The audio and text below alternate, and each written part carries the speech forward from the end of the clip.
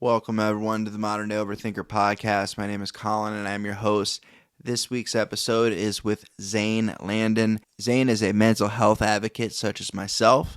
He has major depressive disorder, such as myself, and he has worked with NAMI in the past. And NAMI is a organization that I really love and try to support the best I can when I can, and love to see other advocates out there, especially men in the space, because there are men out there that are sharing their stories and experiences, but we are dominated by women when it comes to mental health advocacy, and which it's not a competition, but we talked about the importance of men's mental health and the stigma and the challenges, and also the importance of storytelling when addressing social issues and identities and mental health, all that good stuff, and the therapeutic value of sharing stories with one another, as that's very helpful and it's therapeutic for many people that are suffering and dealing with mental health challenges. So, without further ado, this is episode number 84 with Zane Landin.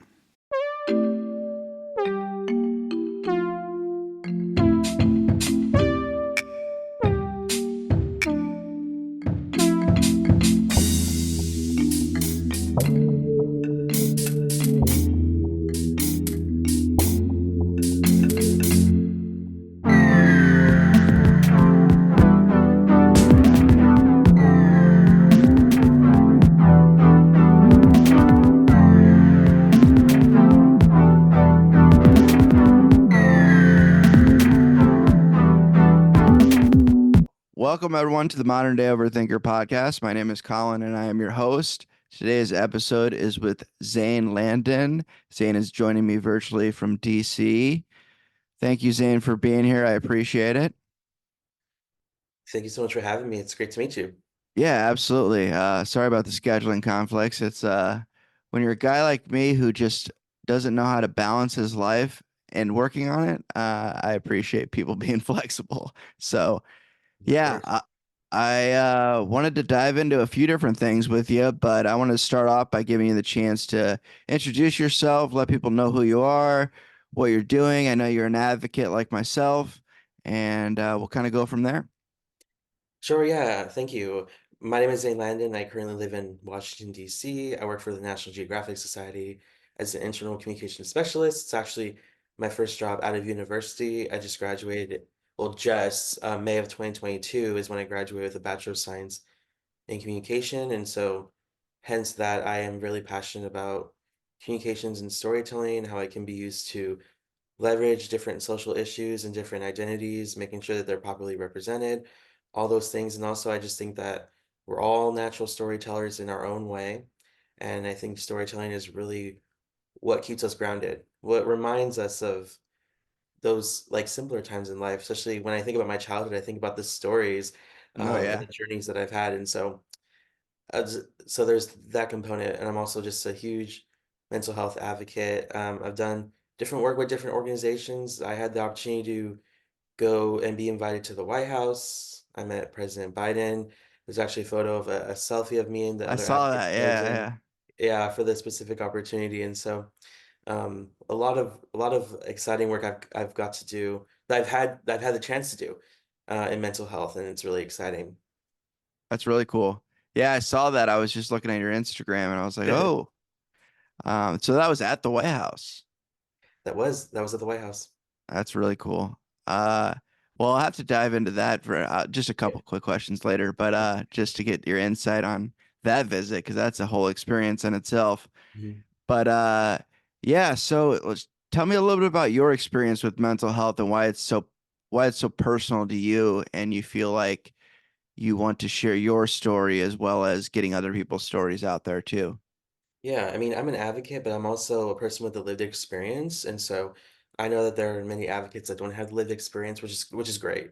We Yeah. always need allies and supporters, but I do have the experience of going through depression and anxiety, like a lot of people. Hmm. But there was something different about me. I actually had a mental health condition. I wasn't diagnosed for a while until recently, actually, probably like last year, It where I was happens. diagnosed with major depressive disorder. It wasn't a huge shock, to be honest, because I feel like it gave a good explanation. Mm, Like I think that that's what a diagnosis can serve. Like some people might question, like, what's the point of getting a diagnosis if I already know I have it? Well, again, you're still speculating. You don't know if you have it. And if you do, you should probably talk to a doctor because they're going to give you the best course of action for yep. treatment if there is treatment. So I think there's always, it's always good to have a diagnosis. And for people that can't get diagnosed, not everyone has access to get one. Um, and even if you don't have a diagnosis, there's still support and help out there. You don't have to have a diagnosis to get medication. And so that there's always options. And so when I was diagnosed, and that's what I was looking for a diagnosis, because I've been struggling with depression, anxiety for a long time, that I really wanted like an explainer, like something that explained how I felt, why I felt this way. Not it was just me. I'm not just too sensitive, quote unquote. And so yeah, I was diagnosed, and it was an interesting feeling. Like Yeah. it was nice again to have the explainer, but then I was also kind of like depressed from it. I thought I Ooh. was gonna feel really empowered. I was like, oh, I'm excited, I'm ready to feel empowered now that I can own this identity that I know I have it. But then Mm. I was just kind of thinking, I was like, well, there was actually something kind of quite nice about speculating because I could always speculate if I had something or not. Now that I can't speculate, it's okay, this is something I'm gonna have to kind of live with my whole life. And it's a lot to think about when you struggle with it and now you realize you're gonna have it for a long time and you have to learn how to manage it. And so it wasn't necessarily as empowering as I thought it'd be. Now it is because like I can explain myself better, I understand, and I can see the symptoms. I can talk to someone about how I'm feeling, and just you say I have this, and they'll understand. So it like kind of like gets rid of some of the barriers when you're having to explain yourself, but it is still kind of hard to swallow that you kind of have to experience that for probably your whole life. For me, So you kind of liked behind the scenes. I mean, I guess subconsciously you kind of liked the mystery of it before you were diagnosed in kind a of. way. Yeah. You kind of were like, oh, okay. It's kind of like you're um, being your own detective for your brain. It seemed like trying to Yeah, fit. kind of. And that's kind of, I think it's very similar to just kind of how a lot of people are. That a lot of people are like, I don't know what I have. Like, especially when it comes to a physical condition, like, oh, Oh, yeah. I don't know what disease this is. I'm just gonna like keep guessing or no, I'll be okay. And it's like, well, when you Yeah. actually get diagnosed, like, oh no, you have this condition. You're like, oh, yeah, now you have to kind of learn how to deal with it or learn to live with it It's or real. whatever treatment you're gonna have. And so it is kind of like that. And so it does make sense actually.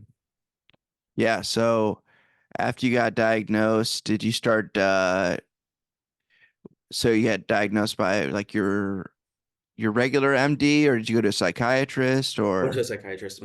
okay. Yeah, that's always important, going to a specialist. I always Mhm.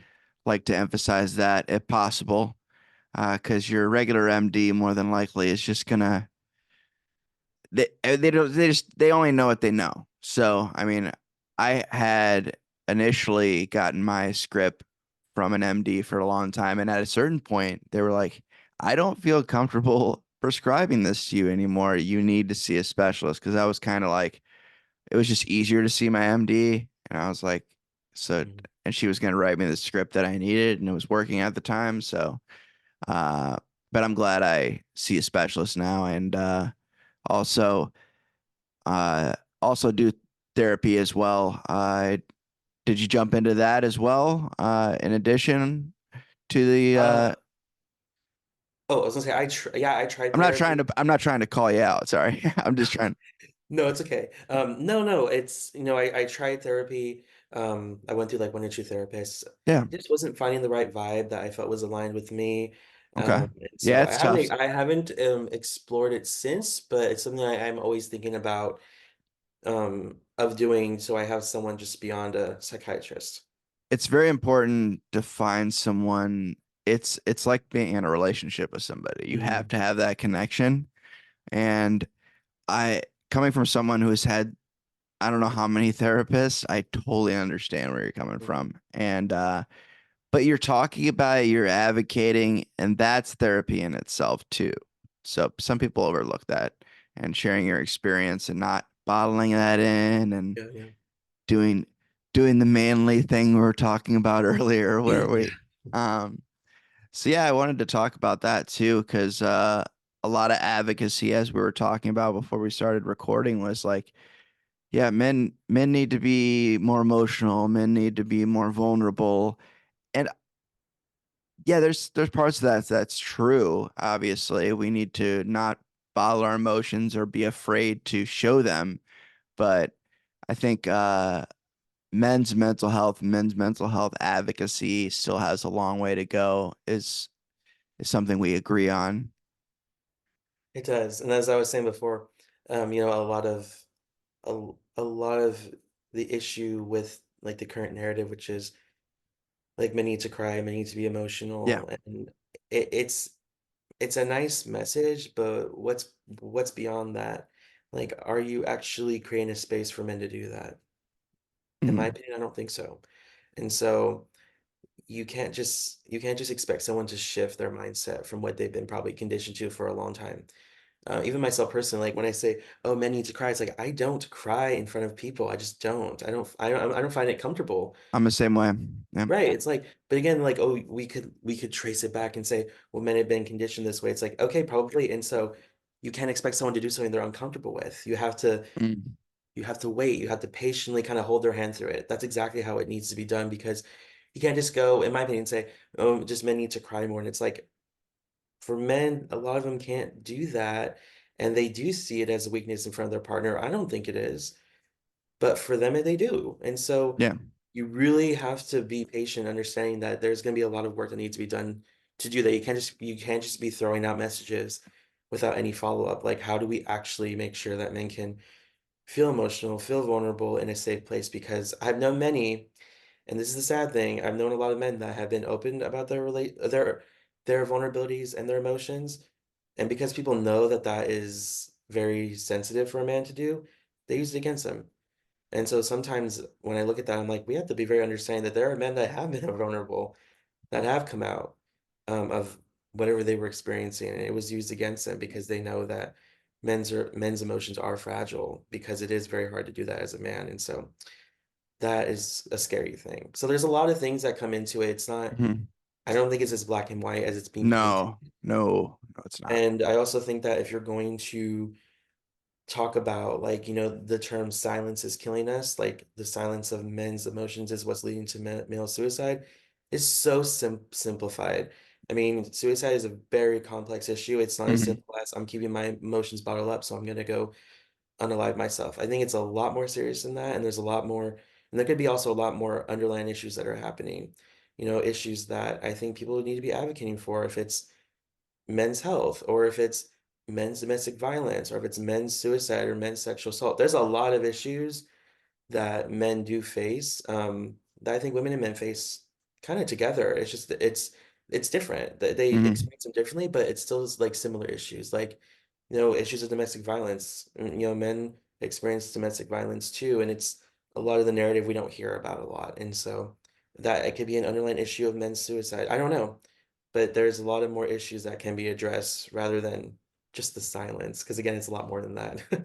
Yeah, obviously that's part of it. It's a start, but Definitely. yeah, feel like yeah, like you said, there's a long way to go, and I feel like it's progressed though, and it's if you're anything like me, you're impatient and you want it to all be good now, and I think most of us are like that. They want that instant gratification, like I want this to be. Why is this not better? Uh, Mhm.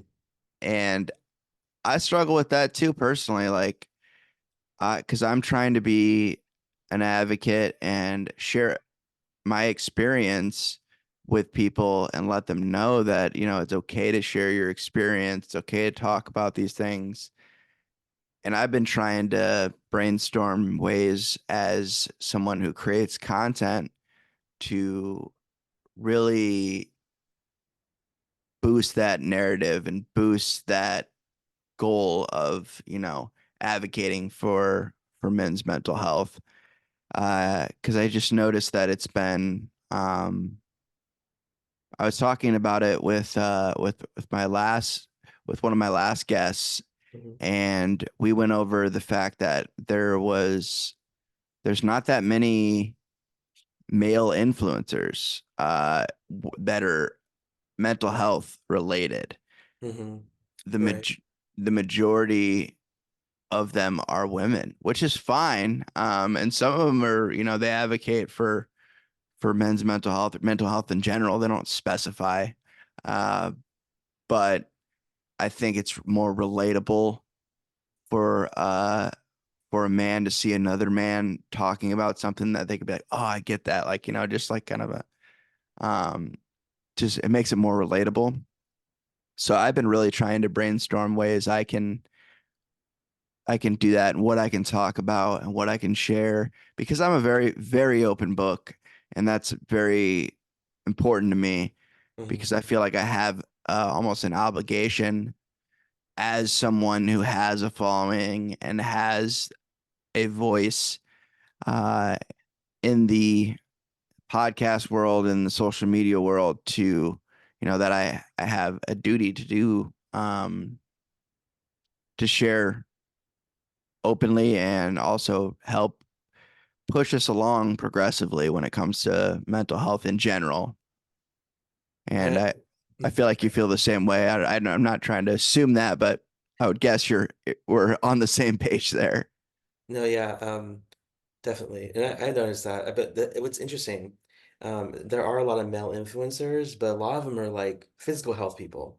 That's what I've noticed that they're, Oh, yeah, I yeah, have so a like couple the, buddies that are doing really well with that.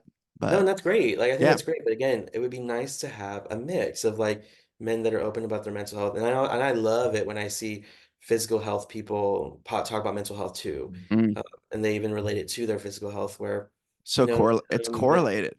it is, and then they'll talk about how, "Oh, yeah, working out and doing this, it helps my mental health."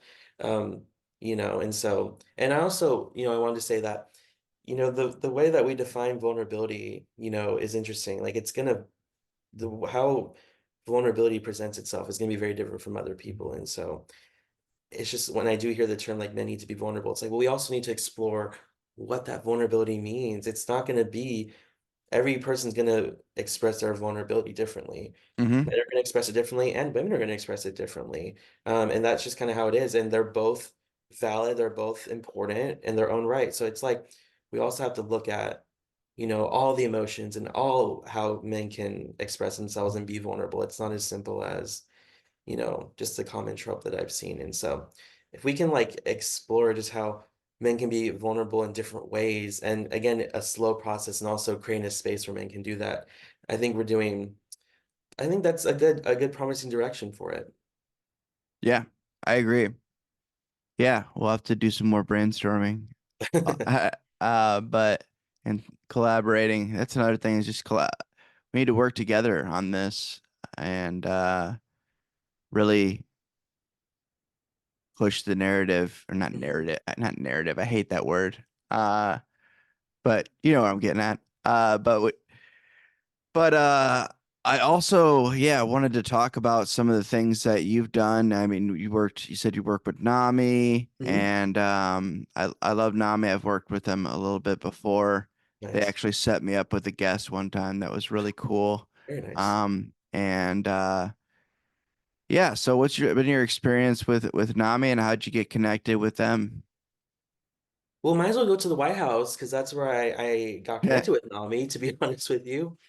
I'll just start the story with that though. So it was Yeah. Yeah. November of 2021, and I saw that MTV was planning this White House event with several mental health nonprofits, and NAMI was one of them. I didn't Hmm. really know much about NAMI, to be honest with you. Yeah. Uh, but when I looked at all the nonprofits, I was like, okay, stakes are high because I know these organizations, I've heard of them. And at the time, I was involved in Active Minds, which is like a university mental health coalition. And there's Okay. like different chapters across different universities in this country. And so that's how I learned about the opportunity. And then I just applied. And, I even had those voices tell me that I wasn't ready for something like that. And so I just kind of had to ignore it and just press submit. Like, do not let the anti-ego stop you. And so Mm, um, it's I found important. out that I was semifinalist in January. Then I sent in a final application, got in February. It was a very surreal moment reading in the email that I was going to go to the White House as a guest, as someone who was invited. And so we had like a boot camp, and there was a lot of things happening until the actual event. Just connecting with people from the White House, all these mental health organizations. And then it was, the week of, I don't remember the exact week, but I think it was the second week of May in 2022, literally the week. And then the weekend was my graduation, which was Mm, really exciting. So I was like, can we please, hopefully I'll get there in time. But it was a very amazing experience just being in DC for this reason with this intention. And then just kind of walking through the White House, and you don't really, it was like you didn't realize you were inside the White House. It was interesting. Like we yeah. went through like the security, and then we were just walking through. We're like, oh, we're in the White House. No, I'm telling you, it you just didn't realize it because you were just kind of walking through and you're like, oh, this is the White House. And again, it was just kind of like interesting to like just walk through and you didn't even like realize you were in. Again, I knew I was in because we went through security and stuff, but it was just this moment where like, wow, I'm actually in it, and this is what it looks like. And it's just super exciting. And then yeah, and then we did the actual event. It was broadcasted, and there were a lot of different partners there, which was really exciting. And that's where I got involved with NAMI because they had their NAMI Next Gen, which is their youth advisory board. They had their applications open like in October of 2022. And so I applied. And luckily I got in. They accepted 10 people. And so I did that last year. My term ended like in December or January. And so it was exciting to be involved with NAMI. Like they have um that they're a prominent voice in the mental health space, and so I was able to get a lot of different opportunities to present, share my story. That was how I got to share my story on the news for the first time, which would probably be the best interview I ever do, mostly because um I was so nervous, and I think that those nerves let out like this another vulnerable side that I didn't think I was gonna say on television. Um, and it was really nice. And some people even saw it and reached out, and I was like, I can't believe you saw it. Like but it was amazing because it was this campaign that Sinclair Broadcasting Group did, where it was televised on like several of their stations, not just like one local channel, but I think it was on over 100. And so it was very nerve-wracking. And it wasn't just my interview, it was like a whole hour segment of all this different mental health. And it was really exciting to see, like, so there were different interviews, different experts, different advice that you can do to better your mental health. And I was the last interview, which was very cool. And so yeah, it was nice that my interview ended it, and that they even did something like that, because that's something I'm trying to work on right now, which is how do we actually get more televised mental health messages so people can be aware and be educated on mental health from the comfort of their home on television. I think the media can play a very important role, which goes back to why I'm passionate about communications. Yeah. You said a lot there. So I want to talk about the news segment. Yeah. And how you said the anxiety kind of fueled the conversation a little bit. You kind of like used it more, you kind of flipped it as like as a superpower a little bit, or because obviously were you live or was it recorded? No, it was not live, thank God. St Still though, it's still a lot. I've It been on was, the news. I've been on the news a couple times, and yeah, it's intense. it is. And so like, especially since it was in person, because I did a news interview months later, but it was like on Zoom, which was very nice. Yeah. Because it was like, here at home. But it was very different because, like, again, first time on the news, and it was also, you know, in person. There was a studio, there was like tons of cameras in their studio, and it was Hmm. getting a little nerve-wracking. And so, Lights everywhere. Just yes, and they even did my makeup and everything, which was just really cool. And so I nice. wouldn't I wouldn't say it wasn't intentional though. I did not intentionally use my anxiety that way. I just think that it No, I just don't think. Yeah, yeah. It just kind of. Yeah, it was a and then switch. like if you watch that interview, my voice is so soft. Like the way I was talking was like almost like I was not whispering, but just like a loud whisper. That's so Mm. weird to say a loud whisper. But I get it though. that's the best way I can describe it, because like I'm talking now, I wasn't talking like that. It was very much so. Like almost like this sounds so weird, but to me, like when I watch, I was like, it feels a little ASMR to me. But that's how I take it. That's how I was like, okay, I like it. It's like, oh, my voice is actually kind of really relaxing here, and Yeah. it feels vulnerable. Like it feels really purposeful. Like I was talking like that for the purpose of being vulnerable, but I wasn't. It just came out. Yeah, that's that yeah, I can relate to that for sure because it's just you're on the spot. I mean, it's fight or flight kind of situation. Yeah. So, yeah, I'll have to go back and watch that for sure. And yeah, I'll obviously have that linked or any links you want me to put in the description for you. I will definitely do that. I like to do that for all my guests, of course. But a little bit more about the White House, though. So tell us a little, just because it's interesting, like going through that process of like once you get there, describe what happens when you get there, because I don't even know. I mean, I've never been to DC. I don't pay that much attention uh to that because I imagine the security is insane. I would assume. Or, Um, no, in or my opinion, I it's think that the probably more low security. key. It's probably more low key. Like they don't want you to know, but I'm sure you're like they're paying attention, you know? So they're definitely paying attention, but like, Yeah. going through security, it was like not as intense as I thought it'd be. But they do have like security all over the place. Like every corner you're reaching, there's like three like guards basically. And so it's very intense.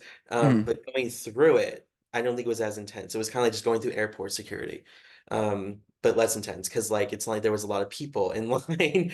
I think for that purpose, we were the only ones there. But of course, people at the event, there were a lot of guests though. So, but at the time, I think we were like the only ones kind of going through, which is really cool. Um, but yeah, so I don't know the way it felt, and I also tried to stay grounded because I'm sure as you know, when you overthink things, things just happen so much quicker. And Mhm. so Oh yeah. actually, when you overthink something, it can feel slower, but it can also feel faster. I don't know how that makes sense, but it does. And so Oh, I get it. I get it. yeah, like, all of us advocates were in this room and like people were talking and taking pictures. I did that too, but I was like, let me stop talking. Let me just sit down and not do anything because Yeah. it's gonna end very soon. Like it's gonna end in like 5 minutes. That's how it's gonna feel. And it did. It felt like it ended so quickly, but I think because I sat there and I was like, oh my gosh, just feel grounded, think about it, meditate to what like that you're here, that you're actually in this place, in the universe, and that everything you've gone through has led up to this exciting moment. And so it really gave me a perspective of kind of looking back on my life. Sounds like I was like in deep thought. No, these are just some things I was thinking about. I wasn't like sitting there meditating for a half an hour. It was just like sitting there for like a minute to myself for 5 minutes. I can't remember how much time I used Mhm. because there was so much going on. I wanted to stay grounded and I didn't want it to end quickly. And it didn't because of that. I know I said before it ended quickly because time is just going to move quickly. But because again, I grounded myself, I appreciate it a lot more than I thought I would have if I didn't do that. It would have just gone by too quickly. I Were hope that you makes sense. Yeah, you're able to live in the moment and Yeah. really appreciate it. As far as meditation goes, is that a practice that you implement uh pretty regularly, or is that kind of like one of those things where like I need to slow things down and It's not a regular practice. I wish it was. same. But Yeah. I just need to kind of do it more. And I need to set the intention to do it more because when I do actually do it, I'm like really relaxed. Hmm. I meditated recently because I had like a really interesting interview and I was really nervous for it. And Hmm. I was like, just relax, just calm down.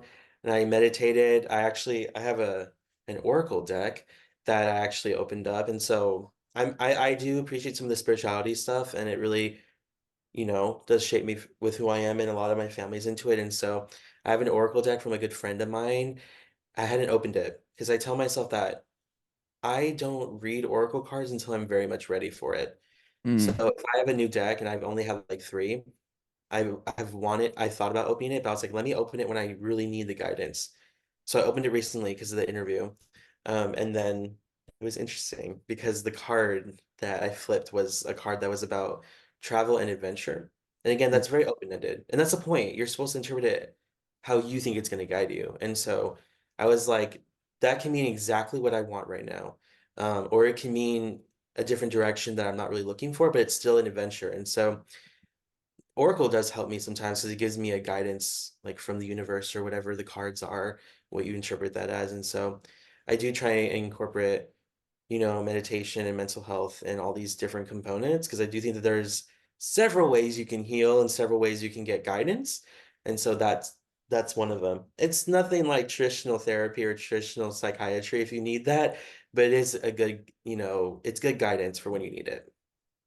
Yeah, I've never gotten into that myself, but I've heard a lot of people who've experimented with that. And I'm not like super into it. Like I'm not like someone who reads Yeah, every day. That's what I like about it. It gives you a book that you can read. And so if you just like, I just need to flip a card and see what's going on, that's it. There are some people that are really into it where like they can read you and they can get visions.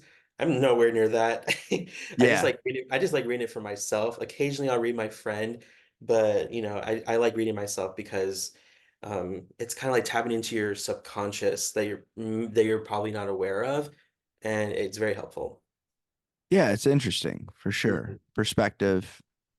Yeah, we're all looking for that perspective on what we should be doing with our lives, or how we should handle certain situations, things like that. mhm, As far as the depression goes, I'm curious because with me, when it comes to depression and anxiety, mainly what happens, it can go the other way, but more so recently, I've been battling anxiety a lot lately with because I have OCD, so it's an anxiety disorder, and I deal with that on a day-to-day basis, mhm. and that can cause depression. Yeah. So is yours more, because obviously it's different for other people. Does your anxiety cause depression or does your depression cause anxiety? It's kind of a tricky question. Yes, but I also think that it's both. Yeah. And so it really just depends. And so sometimes I will feel anxious and Hmm. then it will lead into depression because whatever it is, like maybe my anxiety is too much that it leads me to feel depressed because I'm anxious. Like, why Hmm. am I feeling anxious? And it leads me to being depressed, or I'm very depressed. And I was telling someone this that, it's like sometimes I can't catch a break because I'm involved in a lot of stuff. Hmm. And I do, it's like a blessing, but then it's not because like I love being involved in stuff. I love contributing, but sometimes I feel so burned out, Mm. especially when it's connected to mental health. Like someone told me that recently where they were talking like, as an advocate, sometimes it's better if you're an advocate and you don't have the lived experience. And I was like, that's interesting. Like, you need both, they're saying. But they're saying that you definitely need folks that don't have the lived experience too, because they can come at it a little more objectively than someone with lived experience. And I'm like, that's quite interesting. Like, that makes a lot of sense. Yeah. And they're saying if you're a big advocate and you're always sharing your story, you might get emotionally burnt out because your advocacy is so connected to your personal life. I'm like, wow, okay. And so I also like evaluating like what I should put my energy into now because I never thought of it that way. Like I'm involved in a lot of mental health stuff. Maybe I should relax because maybe that's what's leading to more depression. I don't know. And so what was I? Yeah, I was gonna say the thing before is it's a blessing and not because, when I'm involved in stuff, I feel really energized. And I feel like it gives me value, it gives me meaning, but then I get I get burnt out and then I tell Hmm. myself I need to relax and not do as much. And then I get really anxious because I'm not doing anything or Yeah. I'm not doing enough. So it's like I can't catch a break. I cannot be sometimes in the middle with this because again, if I'm doing too much, I'm energized, but I get burnt out. And if I'm not doing anything, I get really anxious because I'm not doing enough. And I get the whole FOMO where like I'm not doing enough. I'm not gonna get Yeah. more opportunities. It's a lot. Oh, I totally relate to that. Yeah. Totally relate to that because it's a double-edged sword almost. Like, yeah, I get to the point where I get burnt out, and I have people tell me that I'm doing too much all the time. Yeah. Uh, and I'm just like, yeah, I get it, but at the same time, me having idle time is not usually good. Okay. And it can be. There was times where things were a little bit more balanced, but I am getting more opportunities and I don't want to miss out on those opportunities. Just like you were talking about that fear of Yeah. missing out. I just learned the acronym FOMO within the last 6 months, by the way. Oh, I don't know. nice. I don't know how I missed out on that, but missed out on FOMO. Um, but yeah, so I totally get that because I I'm kind of in that state right now where yeah, I'm just doing a lot. I'm working my way to trying to get promoted at work and trying to keep up with the podcast. Mhm. I also do stand-up comedy and I just hosted a show last night and that's a lot of that brings me a lot of anxiety in a good way though. But it can burn me out like after the show after I host a show, I'm usually like, oh, and it's just Yeah. finally it's like I'm waiting for it to be over and not really enjoying it as much. So I need to check my priorities on that. That's why I don't host shows all year round because it's just very um it can be very intense and because you want the show to go well, you want your performers to be treated well, you want to pay them well, but that, if not enough people show up, usually most shows it's what you get paid. Some shows are nice and they'll pay you no matter what. Other times it's based on the door. Mm. And if not a lot of people show up, then, like my show last night, I mean, I always pay my comics way too much. I'm very much a people pleaser and I'm working on that. But also at the same time, like, you know, they were basically hired to do a job. And as a host, you take more of the risk. And I ended up not making very much money at all, but they all got paid and they seemed to be happy. So I'm not doing it for the money. The money's nice, especially when I put a lot of effort and time into it. Uh, Mhm. but I need to focus on. I tried to enjoy the show and live in the moment as much as I could last night, and I'll either be future tripping, but most of the time I'm doing a lot of ruminating lately. I don't know if you have any experience with that, but just ruminating like situations where you're like, oh man, I wish I would have done that better, or I wish I would have done Oh, that differently, yeah. things like that. Mine's a little bit more deeper than that because it's related to OCD and Okay. because OCD is very much a doubt disorder and you just doubt things and you're just like, man, what if I didn't do that or I could have done that better and then you catastrophize it and make it into this whole big thing Yeah. and then you're just like replaying looping stuff in your head and it's just Yeah. I it's don't, a and I don't have OCD, but I understand that because like I don't usually share this because like when I'm around people, like people think I'm very positive and I'm a positive person for them. yeah, oh yeah, But naturally, I'm very negative. Like, you give me like one scenario, I'm like, oh no, I'm gonna get fired.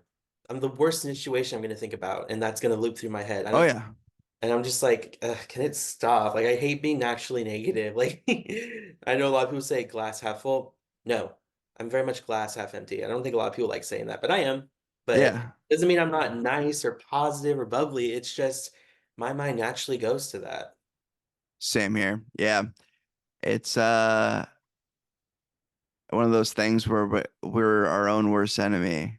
That's and I'm so good at I subconsciously can do it. Like people won't even notice that I'm like going through something when I'm going through it. I'm out and about or I'm, at an event or whatever. I'm at dinner with somebody.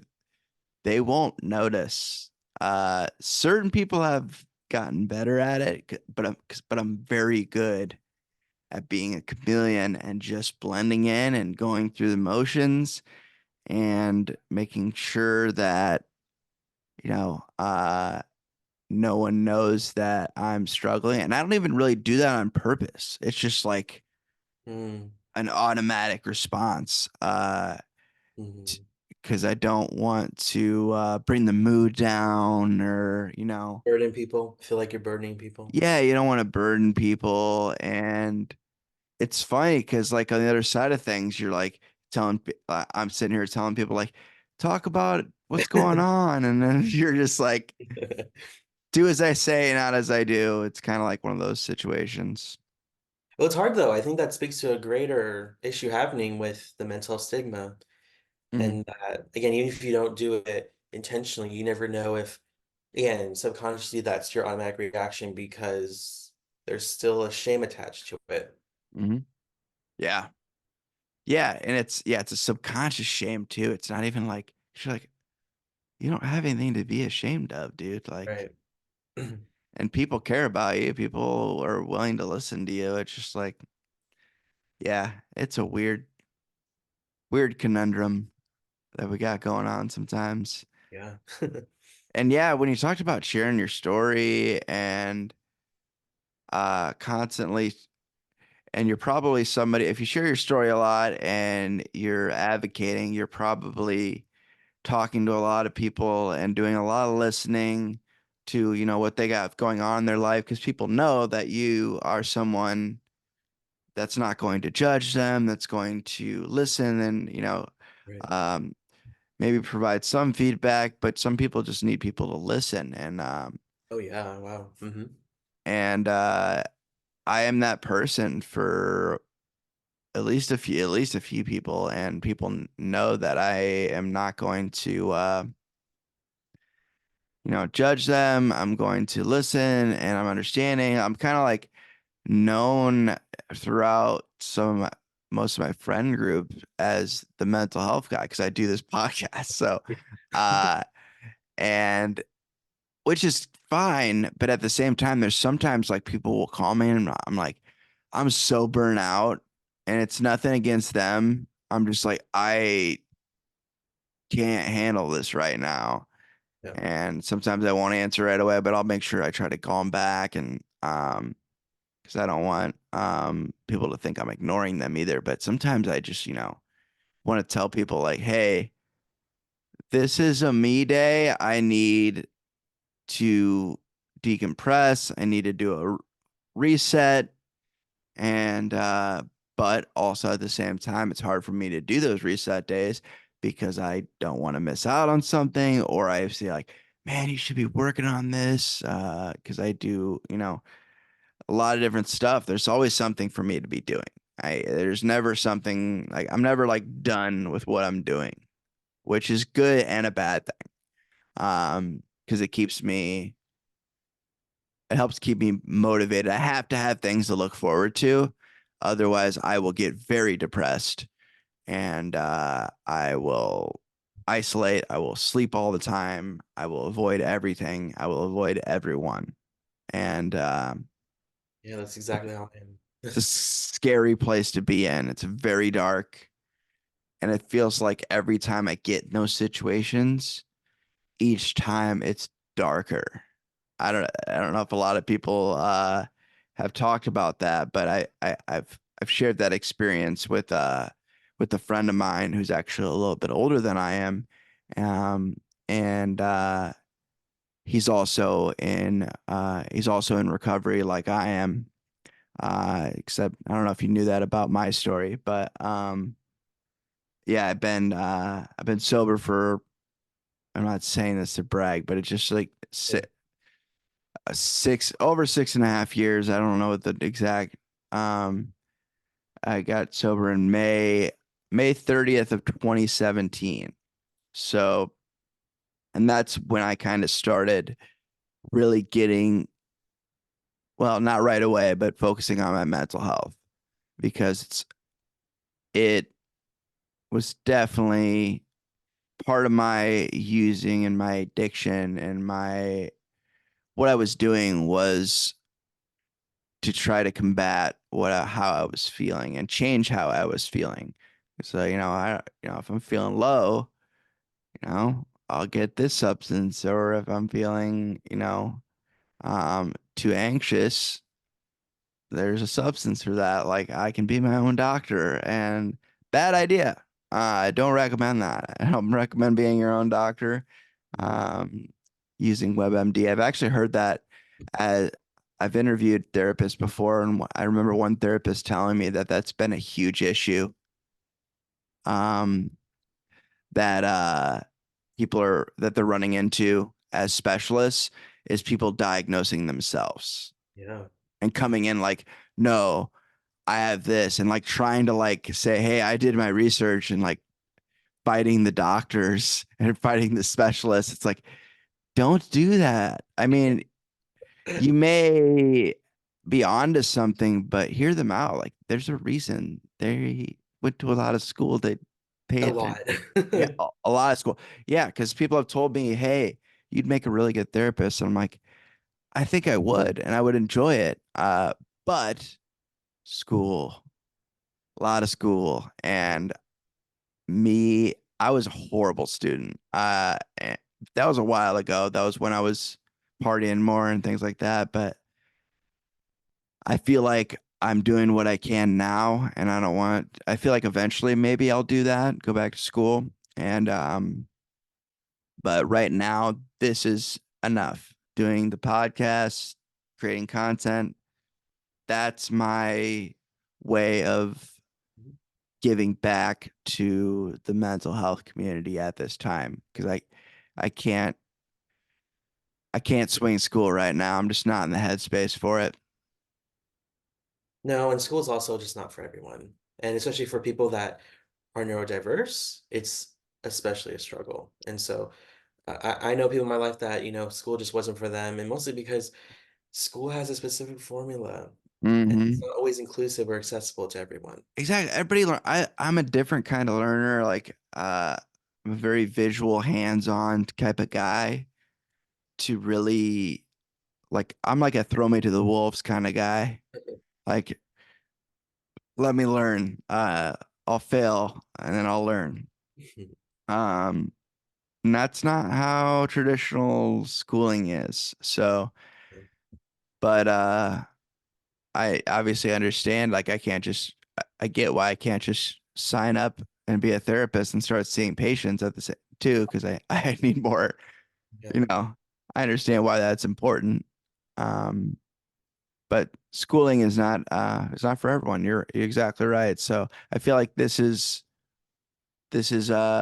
important, and there's been times where I've talked about this many times where I'm like, man, like does anyone really care that I'm doing this, or does anyone like, cuz I get that you're like you were saying, that Mhm. glass half empty approach, and in my head I'm like, is anyone really paying attention to this? Like am I just spinning my wheels here? Like, and I pay attention t to the numbers sometimes too much, like with stats and listeners. And it's like, am I really, you know, is this really worth my time? Because I put a lot of time into this. It's like, not only do I have to record the episode, I have to listen to the whole episode again, edit it, I do all the artwork, I do everything because I'm one of those guys like if I don't do it, it's not going to get done. So that's also something I struggle with, and that's an asking for help thing. But usually, asking for help when it comes to stuff like that, I have to pay somebody, and this is not um, podcasting is not a huge money maker, right? Especially right away. I'm just now getting to the point where people are like, "Hey, we'd be interested in sponsoring your podcast." I'm just like, "Really? Sure." And like, it's surreal to me, and I'm going to be very selective about who does that too, because I'm not going to just take money from anybody. I want my listeners to, get a good an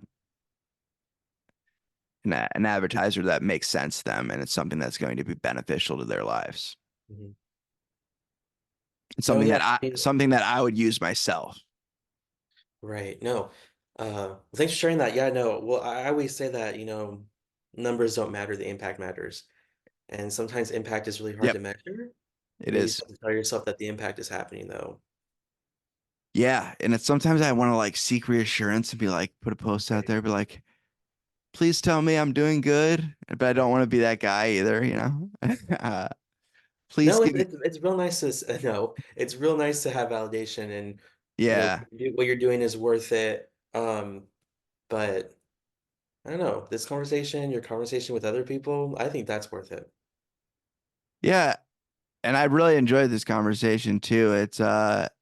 I've noticed that every time I have an interview with somebody, I get something out of it Okay. myself personally. Just being able to have that conversation. And I'm just a people person. I like talking to people.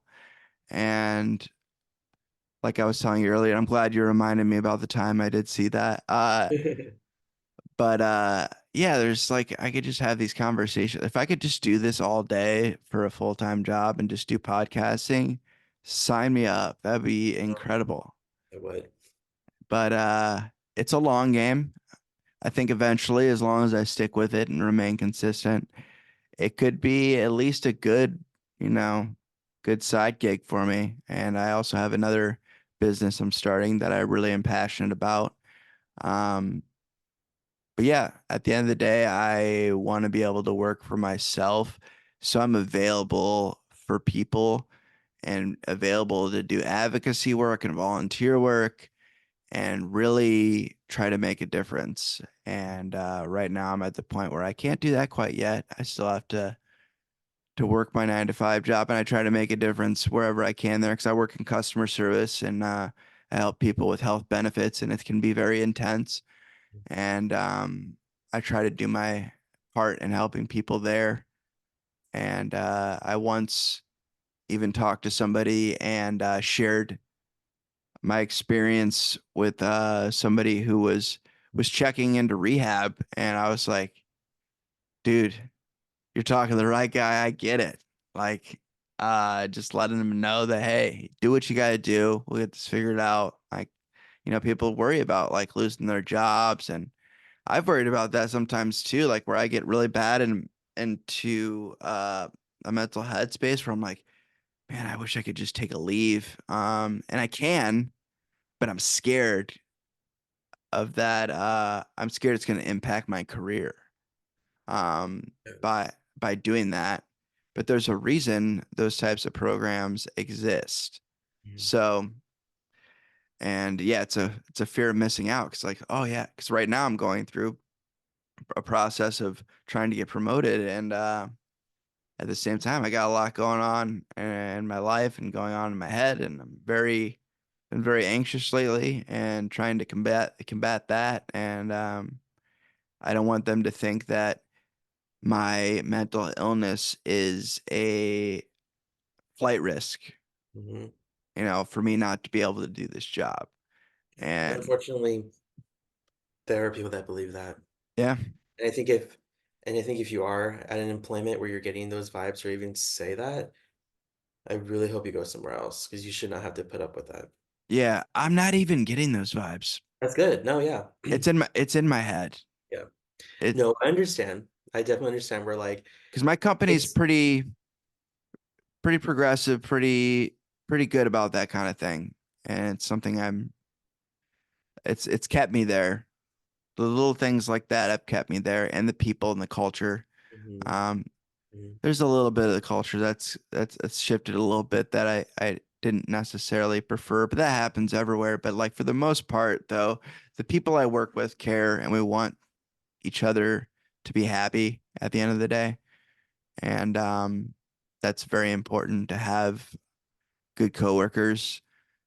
And but I work remote too though. So it's like I don't really get like that full experience with my coworkers. mhm, So I have to make sure that I'm having conversations with other people, not just over messaging, but like maybe like this or even in person, calling a friend, going to, you know, going over to a friend's house or going over to see my cousin or um, getting out of the house is very, very important. So anybody that works from home, get out of the house as much as you can because I mean, you're in the house way too often already.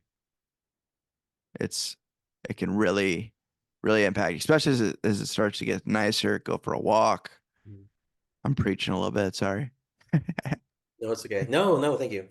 Yeah. Are you in a work from home position or do you go to the office or is it No, it's hybrid, so I go hybrid? in twice a week, which is a good balance. I like that. I like the hybrid model a lot. Mhm, mhm. I, that would be an option for me.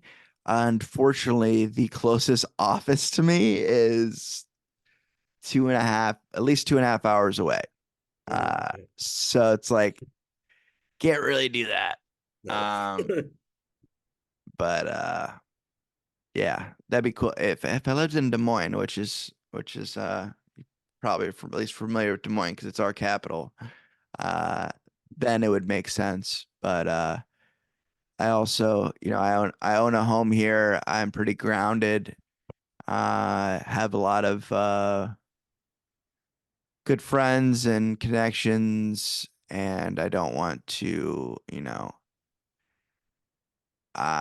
I said, I'm a people pleaser by nature, so I feel like if I were to move, I would let a lot of people down or something, I'm always that's like my biggest fear, I think, is letting people down or maybe or possibly being a burden, but the more the letting people down is a huge thing for me. I'm not sure how much you can relate to that, but I know we gotta I wrap can. up here pretty shortly, but any closing comments you wanted to make before we wrap this up? Let people know that you know, my biggest thing is letting people know that, obviously it's cliche, but letting people that are not know that they're not alone. So if you had like any advice for somebody that's really like stuck in a rut right now, what would be your suggestion? What's something you do when you're like stuck in a rut and like really like feel like, that those times when you get depressed where you're like, Mhm. this is it. I'm just going to be depressed the rest of my life. When you know that's not true, but your mind's telling you otherwise. Yeah, usually when oh gosh, I don't know. Like it's so hard because usually when I'm stuck in those situations, I stay there for a bit You because have to kind of you have to power through it. for me, I naturally get out of it. It's never like I take a proactive approach, which probably isn't the best. And so I guess my advice is like just think about or like ponder why it is you feel stuck. Like what's making you feel stuck? There are some things that are out of your control. Hmm. If that's the case, stop trying to focus too much on those things then.